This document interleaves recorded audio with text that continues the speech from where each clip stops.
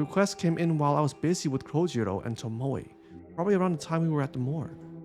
The image of the victim downloads. Yup. I stared intently at the picture of my older sister.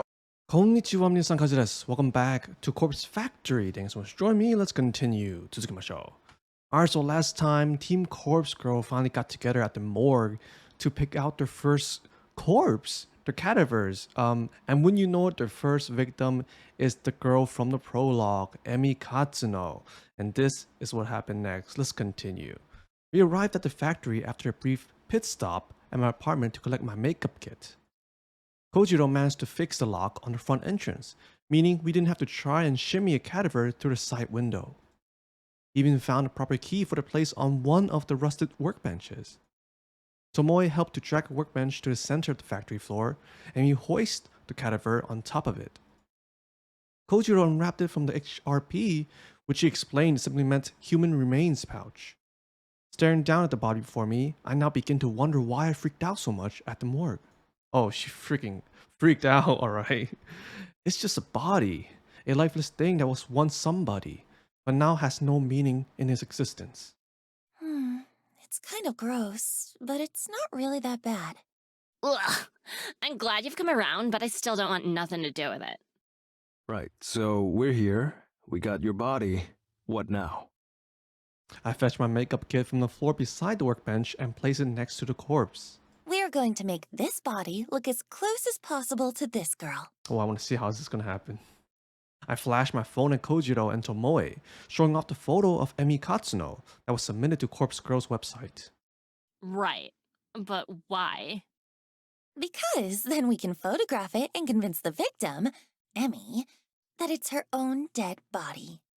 Why? Why? I furrow my brow. Kojiro coughs in an attempt to hide his laughter. That's how Corpse Girl does things.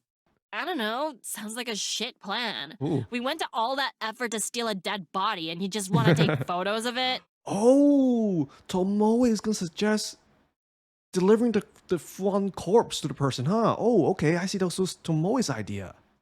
Look, so far I've done everything with photo manipulation. And sometimes it's successful, like with Akane Tsurumaki. That bitch? It convinced her to kill herself. But I'll admit that it hasn't worked so well on Corpse Girl's other victims. So you think repeating the same thing that don't work over and over again will eventually work? She's got a point, Noriko. Corpse Girl doesn't have the best track record. Maybe something has to change. But what? This is the way I've always done things, and... I hang my head in defeat. I don't know what to do. I spent all morning crafting fake photos of my 3 victims. But for what purpose? I'm not going to convince anyone to kill themselves. And now I'm standing here in the factory, looking at the corpse that I want to decorate as Emi Katsuno, just so I can take her photographs of it. And there's no point in doing so. I already crafted a photo of Emi's death, so why am I here? What the hell am I doing? You two are right. I can't keep going on like this. I've already crafted a photo of this victim's death. So I really don't know why I let it get so far. I guess I didn't truly think we'd pull this off. I kind of just went along with Kojiro's suggestion to go to the morgue. Hey, don't pin it on me. This is your scheme. The weirdo is right. This is on you, Noriko. You're right. They're both spot on. I don't know what I'm doing. I'm just wasting my time, their time. I'm wasting Corpse Girl's time. Here, give me your phone. Without waiting for approval, Tomoe snatches my phone out of my hands. She swipes past the photo of Emi, then swipes back to it. Yo, you said you already made the corpse photo. Where is it? I don't keep it on my phone. That would be stupid. The only copy is still on my laptop at home. But you've got a photo of this bitch on your phone. Well, yeah. I just pulled it from her noise profile earlier. It's exactly the same image that was uploaded to Corpse Girl's website, though. Right. Hold it. How did you know the Vic's name? Corpse Girl doesn't ask for a name. Oh, this girl... I actually went to school with her.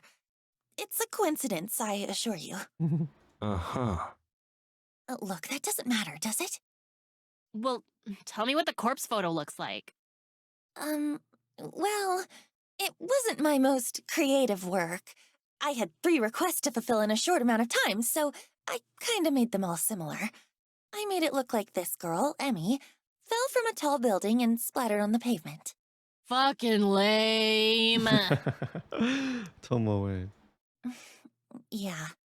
Why did you want to know, anyway?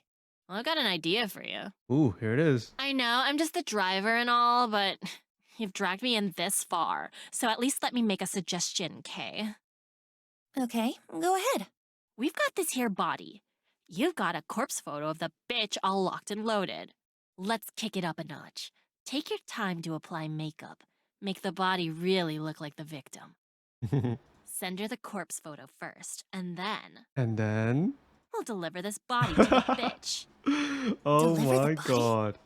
We rock up at her joint, leave the dead body on her doorstep, and then we fucking get out of there. So that's how you did it. Can you imagine how fucking scary it would be to come face to face with your own corpse? Holy shit. Think about it from her perspective. She gets a photo of her own dead body, right? Then, like, hours later, just as she's trying to get it out of her mind, her own corpse shows up at her house. She'll fucking snap, I guarantee it. Hell, I probably would too, and I know what's going on. I can't believe it. Tomoe has completely lost the plot. Her plan is incredibly devious. It's almost evil, and I'm in love with the idea. I'm in love with the idea of delivering a person's own corpse to them before they kill themselves. Tomoe! Oh my god. Despite my own nature, I find myself throwing myself at Tomoe and wrapping my arms around her. Yo, what the? I bury my head between her neck and shoulder, the warmth of her body radiating through my own cold and clammy form. I start to sob uncontrollably. Maybe I still have tears left over from my incident at the morgue, or maybe I'm just truly happy at this moment. Tomoe! Oh my god. Thank you. Yeah, I mean, sure. Your idea is brilliant. It's perfect.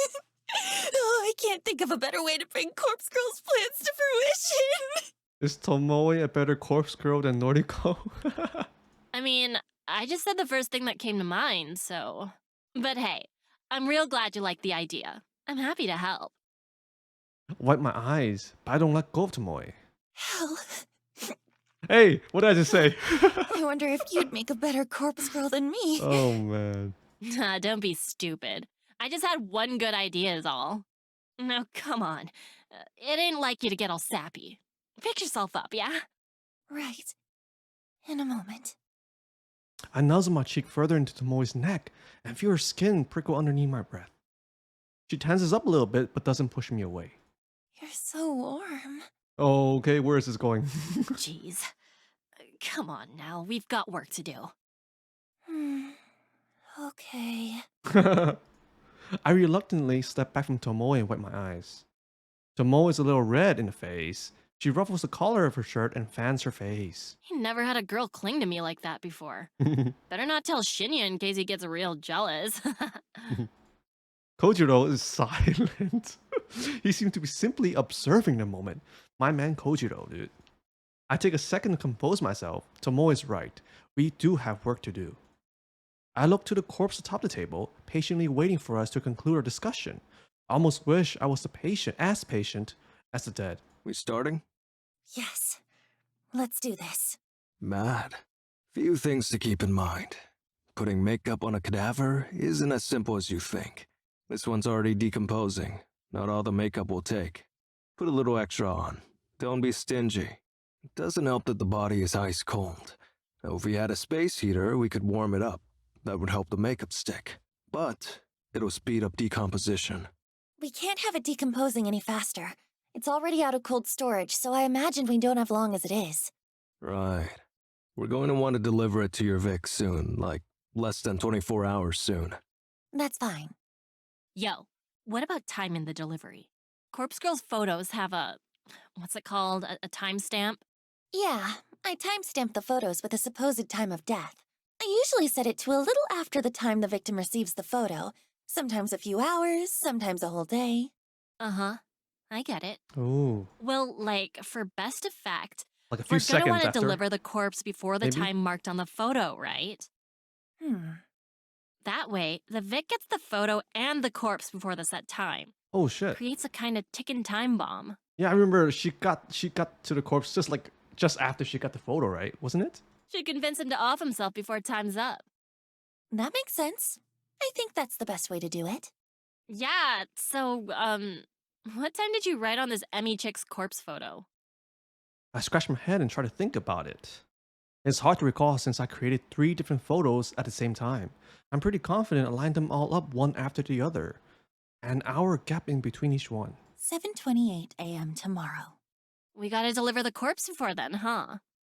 Too early. Usually asleep. Well, you're gonna have to get your ass up early. For Noriko. For Corpse Girl. Kojiro groans, but he doesn't object further. So, I'll send the photo out when I get home tonight.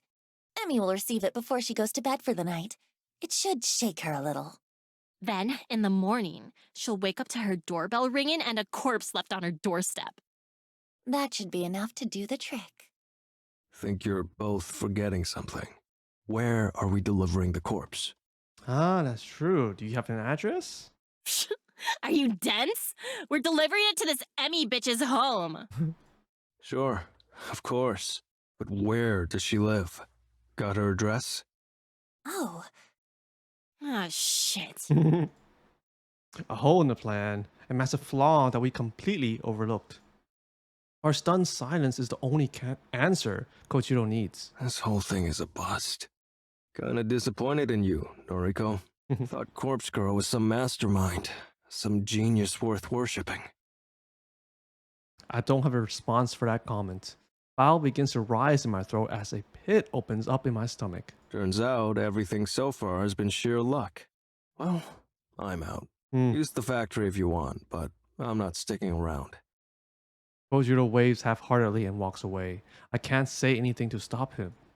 My thoughts are frozen, locked in place, chained down by humiliation and anxiety. Hold up just one fucking second. Of course, Tomoe never fails to grab somebody's attention.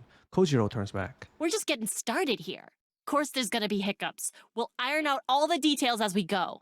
Don't just abandon Noriko like that. Yeah, you can't just leave that, Kojiro. Corpse Girl has done more for me than you'll ever know. That's so? Yeah, it is. So I'm gonna stand by her side. If you're a coward, feel free to bow out now. But if Noriko means anything to you, anything at all, then just swallow your fucking doubts and help her out. Tomoe. I never thought she'd be the one to make a rousing speech. Short and simple, though it was. Right.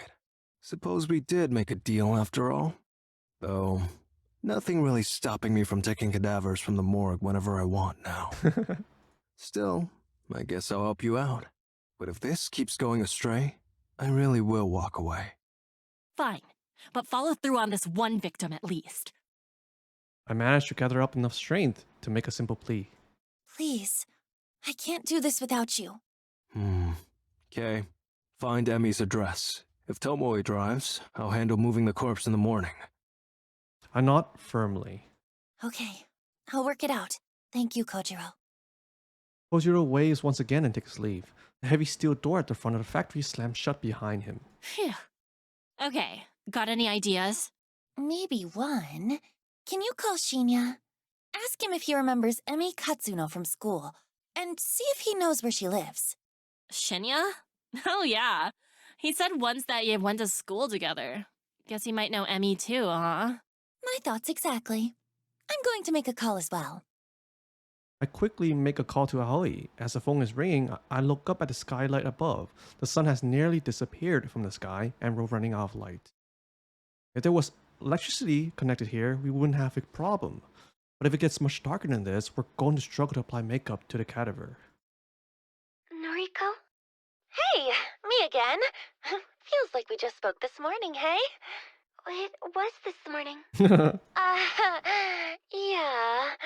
Listen, just a quick question. Do you remember Emi Katsuno from school? Katsuno? Okay. That's really freaky, Noriko. Oh, this is the time she ran into her at the mall, isn't it? Huh? I bumped into Katsuno There it today at the is. mall. You're kidding. I'm serious. She was pretty distressed, actually. This is all coming together. She just got fired from her job. I see. Actually, it's kind of funny. I spoke with you about Corpse Girl's website this morning, and I spoke to Katsuno about it too. Really? Seems like there's someone she wanted dead. Maybe. I'm not sure. Perhaps her boss that fired her? Interesting. Why are you asking about her anyway? It's an odd question, but do you happen to know where she lives? Yes. What? Wait, seriously? Want me to send you her address? Are you going to visit her? Oh, Howie. If you could send her address, then I'll really owe you one. Sure. I'll text it through. I didn't think you'd actually know it, but I wanted to ask anyway. No problem. I followed her home today from the mall, so I guess it worked out well for you. Hang on. Aoi followed Emi home from the mall, like she stalked her? What did you say? Oh, I followed Emi home today. What? I got on the train carriage behind hers. Well, don't worry. She didn't see me. Why? Howie? What are you talking about? Well, I wanted to find out if she was going to use Corpse Girl's website, since I recommended it to her and all. I don't know what to say. Hey, I'm still at work, okay? I shouldn't really be talking on the phone. We'll chat later. I don't think Aoi is straight in the head. Bye-bye. Howie, wait, don't hang up. The phone call ends abruptly. I'm baffled by the fact that Aoi followed Emi home. I can't quite figure out what must have been going through her head at the time. But right now, I don't have the time to worry about it. I need to finish up here at the factory. I noticed that I have an unread message on my phone. I opened it to find Aoi has sent me Emi's full address. Well, at least I got the address. You got it? Nice. Shinya barely remembered the chick, apparently, so it wasn't really helpful, sorry. No trouble. We got what we needed. It's getting dark. Help me put some makeup on the corpse. Okay, show me that photo of Emi again. We better do this properly. Right. Here. I bring out the photo and we examine it closely before setting to work. By the time I get home, I'm completely drained. I barely have the energy to open the front door. Today was an ordeal. It dragged on forever and ever, and yet it still felt like I didn't have enough time to get everything done. After changing out my vomit-stained clothes, I make myself a cup of tea. I'm hoping a few sips will help me relax and unwind. I sit down on the couch, cup in hand. When it's cool enough to drink, I take a sip and feel a little bit of today's pressure lift from my shoulders. My laptop is sitting next to me. I know I shouldn't bite off more than I can chew today. If I check for new requests, I'll probably regret it. I unfold the laptop and navigate to Corpse Girl's website. One new request. I think this is one from Emi Katsuno, isn't it? Shit. These are really beginning to pile up. I can't restrain myself from opening the request. Today, 3:03 p.m. Victim's phone. The request came in while I was busy with Kojiro and Tomoe, probably around the time we were at the morgue. The image of the victim downloads. Yup. I stared intently at the picture of my older sister. Oh my god, it is her sister. Oh my god. Yuriko Kurosawa. 28 years old, senior high school dropout, currently on parole after a short second stint in prison. Yuriko. What are the odds of you appearing here on my screen, in my life at this moment? I haven't spoken to you for so long, I haven't seen you. I haven't even received contact from you, only to ignore it. Why are you here now? Why does somebody want you dead? I suppose it ain't not that hard to think why someone would request your death. I'm sure you have a lot of enemies thanks to the crew you run with. But for someone to actually use Corpse Girl's website to request your death? It's coincidental, too coincidental, just like everything that's been happening lately. Yuriko. I hate you so much. You abandoned me when I needed you. You abandoned Mother, even though she abandoned us first. I hate you. Corpse Girl never refuses a request. It's one of her convictions. I'll never refuse a request. I closed the laptop's lid and rubbed my eyes. I'm tired. I'm so f***ing tired.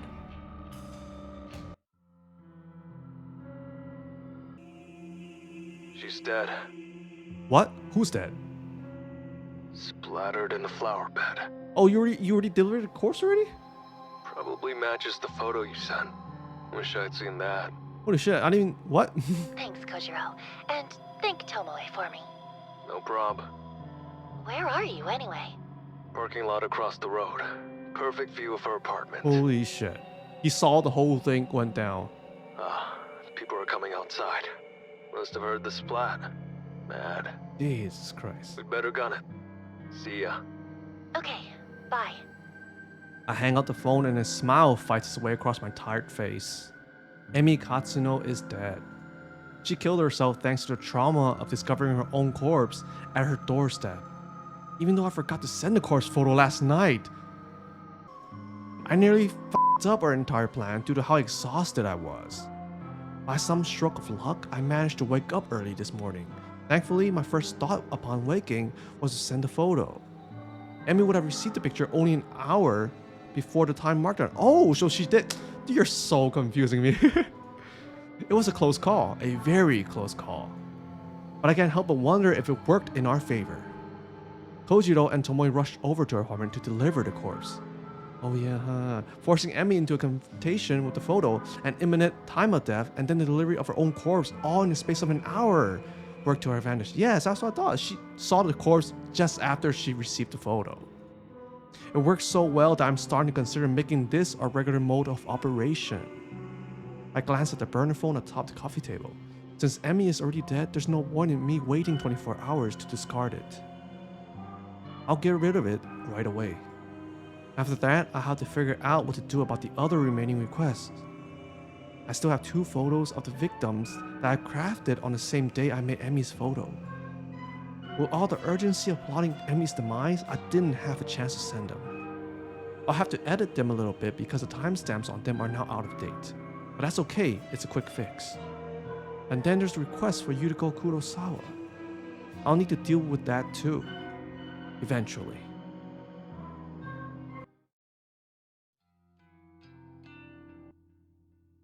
A quiet morning at the library is just what I need to escape from the chaotic whirlwind that I've been trapped in for the last few days, or weeks. The place is silent as usual. There aren't many people around. I manage to find a seat in my favorite reading book, Nook, and I leave my belongings in a chair to save my spot while I browse for a book to read. I can't bring myself to continue reading Strange Flower right now. Reading a book about corpses while trying to take a moment away from my own life is just not going to work for me. I scan the bookshelves and look for something light to read. Am I in the mood for a comedy? Probably not. A fantasy adventure? Maybe, though that's never really been my thing. Biographies are out of the question, so are history books. I can pretty much dismiss any non-fiction straight away. I'm just not in the mood. So, what should I read? I thumbed through a couple of trashy romance light novels. The cover looks appealing, with attractive characters smiling and holding each other and falling in love. But the content within each one is utter crap. A housewife looks for love after her husband vanishes. A vampire lord seeks his vampire queen. A college student falls in love with his professor, only to find she's his long-lost sister. It's all trivial. I could write better stories than these, but maybe everyone thinks that way. Defeated, I put all the books back on the shelf and return to the chair I saved. I take a seat and simply browse through my noise feed on my phone. A few photos from acquaintances, comments on weather, a short essay on human rights, even a poem written in poor, broken English. Trash. All of it. I used to love this inside look at other people's lives. I live for it. I thrive on it. I used to be aroused at the smallest glimpse into someone else's life. I couldn't go on more than a few hours without browsing noise. But now, something is different. Something inside me has changed. I want to say that I've recently become cynical, jaded, But that wouldn't be accurate. I've been this way as long as I can remember. The appeal of warriorism just isn't there anymore. My growing ability to manipulate the lives and deaths of other people have ruined any pleasure I once gleaned from simply spying on them. I need more people to die. Maybe then I'll find satisfaction, ecstasy, release. I lean back in the chair and fold my arms across my chest. My foot taps against the carpeted floor impatiently. I won't find comfort in this library. I won't find relaxation.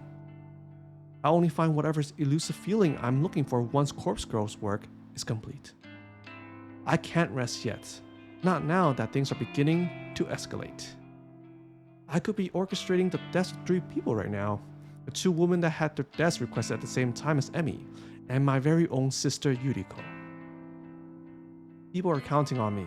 People are counting on Corpse Girl to deliver her judgment.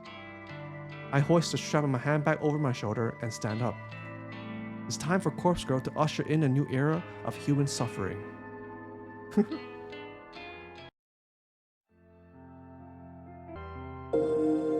A bizarre string of similar deaths in Tokyo over the weekend have left police and detectives completely baffled. We have Chief Detective Fujikawa at the Tokyo Metropolitan Police Department in the studio today to discuss the events. Hold on a second. What was Shinya's last name? Was it Fujikawa? Is this the detective dad? Is it?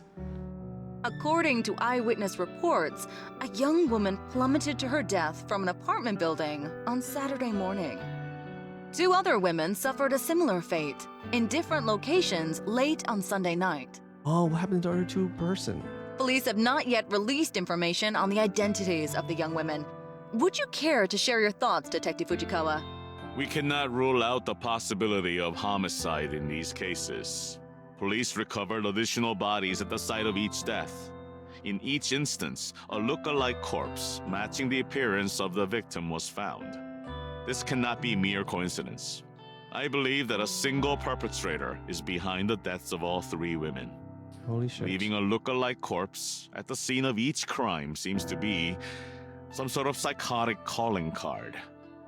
It's clear that the death of each victim was premeditated. In cases like these, the perpetrator is often looking to be caught, even if only subconsciously. It won't take long to track them down. Once forensic analysis reveals the identities of the look-alike corpses, we will be able to uncover how and where they were obtained. Holy shit. Yeah, they left the track, dude. That's right. We will bring the perpetrator to justice. Police are urging citizens to be cautious in the coming weeks. If you see anyone behaving suspiciously, please call the following number. Damn, this shit's really starting to blow up. Yeah, it's about time. 3 deaths in 1 weekend. Corpse Girl is on fire. She couldn't have done it without you. And Kojiro.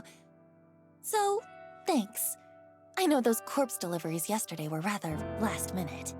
No problem. Had nothing better to do anyway. I've still got 1 victim ready to conquer, but I'm not sure when to go through with it. What's the issue? It's Sister? someone I know. Huh? So? Didn't bother you when we stuck it to that Emi chick. This is a little different. It's my sister. Ooh. Yo, hold up. You've got a sister? Mm-hmm. Yuriko. She's older than me. Shit. And like, someone requested her death through Corpse Girl's website? Seems like it. Jeez. What are the chances? I'm wondering the same thing. Well, think it over a bit longer. You might want to lay low for a while anyway. Sounds like Shinya's dad is all over this case. That is Shinya's dad. Oh, okay. Sorry? Shinya's dad? Noriko doesn't know. That detective guy, Fujikawa. What? He's Shinya's dad? Yep, friggin' scary guy. Had an awkward dinner with him and Shinya a while back. Wow. You know, I met him once before. You did. You did? At the mall. He certainly was intimidating.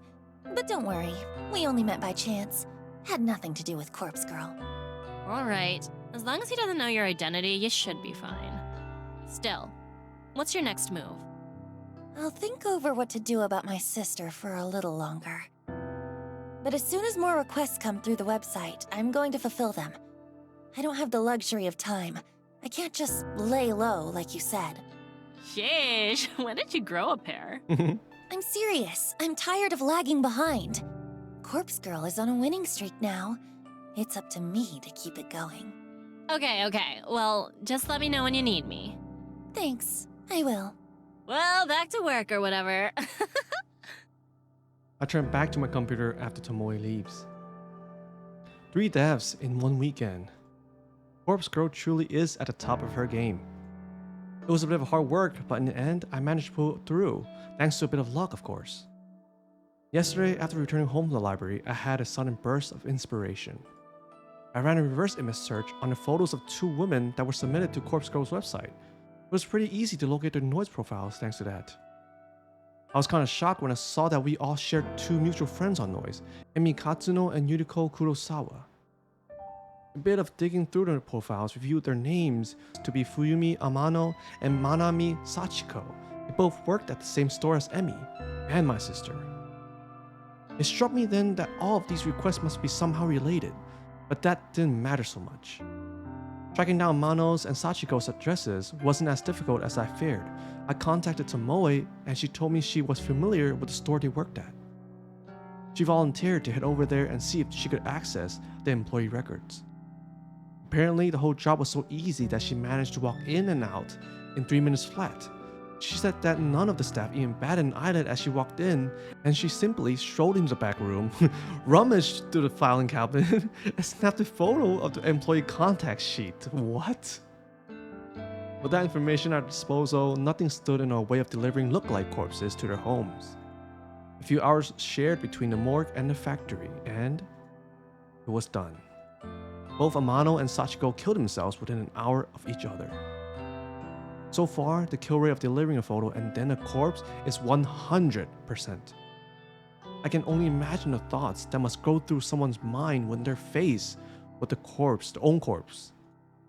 The looming dread, hopelessness, and fear of inevitability has proven to be so overwhelming that suicide becomes the only viable option. Because of this development, I finally ruled out the possibility of Corpse Girl's victims being murdered by some mysterious stranger. I only ever invented the theory due to the strange circumstances in which Ruri Hatano died. After all, she was hung from a scarecrow in an uncannily similar fashion to the corpse photo I invented for her. None of the other victims' deaths since then have made me truly suspect that another party could be involved. All of them have clearly been suicides, or in the case of Eiichi Hanada, coincidental accidents. Kotomi Ida's death was an outlier since she was likely killed out of self-defense. I'm about 90% certain that Corpse Girl's power lies in the ability to convince victims to end their own lives. There's no third-party murderer acting on her behalf. And I begun to suspect the power I hold is no esoteric, arcane force. It's some supernatural art. It's not witchcraft or sorcery, or some holy power bestowed upon me from on high. The power of Corpse Girl holds is simply determination, grit, resolve. My will to end lives is what drives me to craft convincing corpse photos and deliver look-alike cadavers. That in itself is enough to act as a knife twisting in a victim's side. It's enough to compel those weak of heart and weak of mind to end their lives. If that's all my power ends up being, I am happy. I'm happy that I can be the instrument that delivers Corpse Girl's justice, regardless of whether it's through mundane or mysterious methods. As long as victims continue to drop like flies in the wake of Corpse Girl's ascension, I will remain content. And this is only just the beginning.